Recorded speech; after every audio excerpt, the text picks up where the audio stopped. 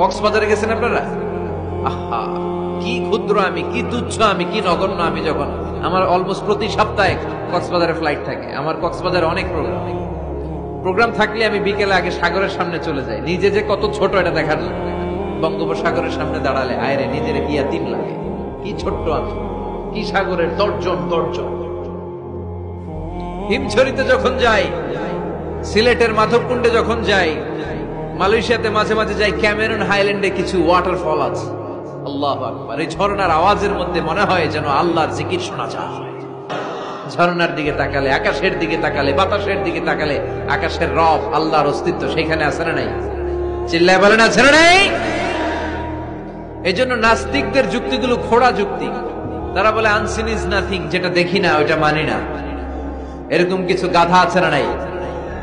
হাদারাম, উল্লুক্কা পাঠা, যেটা দেখি না ওইটা মানি না।